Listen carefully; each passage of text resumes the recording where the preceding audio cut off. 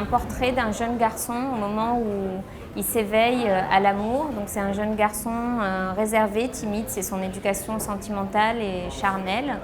Et donc c'est Ahmed, qui est français d'origine algérienne et qui commence les études de lettres à Paris et qui rencontre Farah qui arrive de Tunis, qui va tomber très amoureux d'elle et en même temps être tellement chamboulé par ce désir qui le submerge qu'il va y résister. La particularité du film, c'est que la résistance d'Ahmed est intérieure et que toute la dramaturgie du film réside sur sa résistance intérieure. Et c'était assez difficile, en tout cas c'était un vrai questionnement de faire sentir dès l'écriture cette intériorité du personnage et en faire vraiment le moteur dramaturgique. Ahmed est joué par Sami Outalbali. C'était un vrai défi à l'écriture de ce film quand je suis arrivée à la fin de l'écriture du scénario de me dire qui va interpréter ce personnage d'Ahmed qui est à la fois beau, à la fois fragile, à la fois viril et qui doit aussi souscrire et adhérer au projet du film, qui est un projet d'être collé à lui, de filmer son corps. Et j'ai vu Sami dans Fierté de Philippe Faucon à la télévision sur Arte et je me suis dit tiens, il correspond vraiment à mon personnage. Très vite je l'ai rencontré et il y a eu vraiment un accord total sur le film dès la première discussion. Ensuite on a fait un casting et au fur et à mesure ça s'est confirmé à toutes les étapes du casting et c'était vraiment une évidence alors que je n'avais pas écrit pour lui. Pour l'actrice qui joue Farah, c'est Zbaïda Belhaj Armor qui arrive de Tunisie. Je voulais absolument que ce soit une fille qui a grandi en Tunisie, qui vit en Tunisie, qui porte en elle une tunisianité que moi je ressens et que d'autres ressentent. Et donc on a fait un casting en Tunisie je suis allée là-bas plusieurs fois et c'était quelqu'un que j'avais déjà vu pour À peine j'ouvre les yeux, mais elle était très jeune, elle avait 14 ans. Et elle faisait du théâtre amateur, c'est là où je l'avais vue. Et donc je suis allée un peu la rechercher et elle avait le bon âge puisqu'elle a eu 20 ans pendant le tournage. Ils ont tous les deux 20 ans. Et ce qui a guidé le choix de l'actrice qui joue Farah, c'est que d'abord on a choisi Ahmed pour ce film puisque c'était le rôle principal.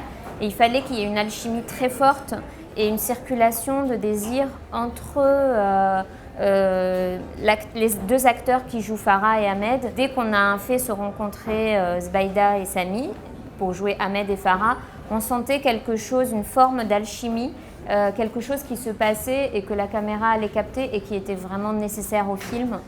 Et du coup, ça a été le choix évident.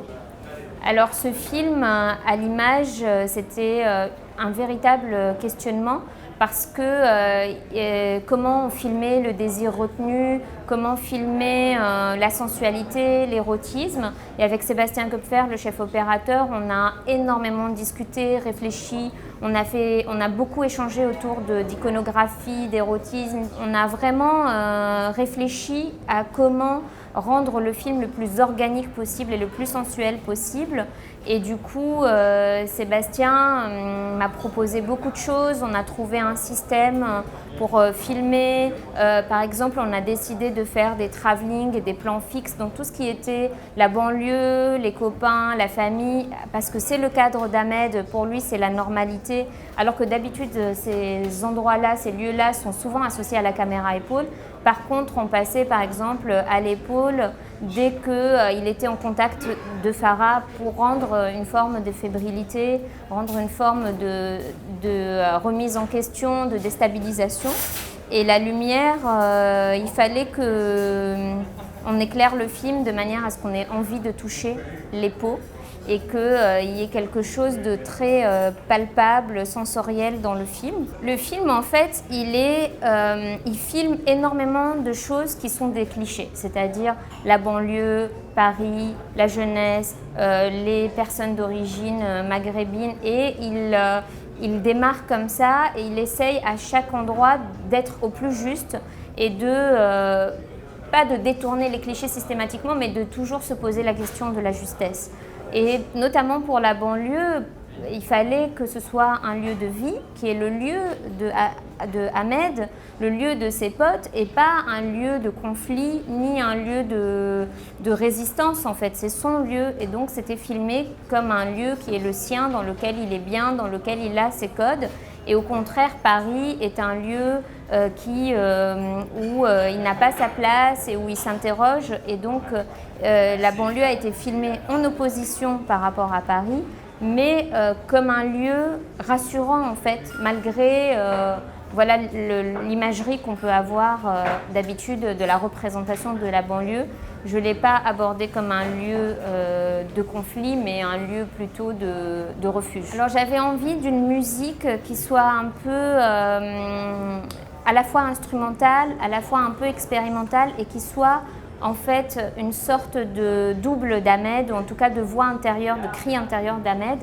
Et j'ai commencé à dialoguer avec un saxophoniste qui s'appelle Lucas Godin. Et donc, il a commencé à travailler le saxophone comme un cri de Ahmed. D'ailleurs, l'acteur a écouté la musique principale du film avant le tournage. Il s'en est beaucoup imprégné. Et donc, il y avait une sorte de double comme ça. Et avec par endroits aussi des espèces de fulgurances ou de sorties avec des moments pop. Mais ce qui m'a guidée, c'était que la musique soit une voix du personnage, puisque le personnage est très intérieur, qu'il regarde les choses, que ce soit un accès à son intériorité.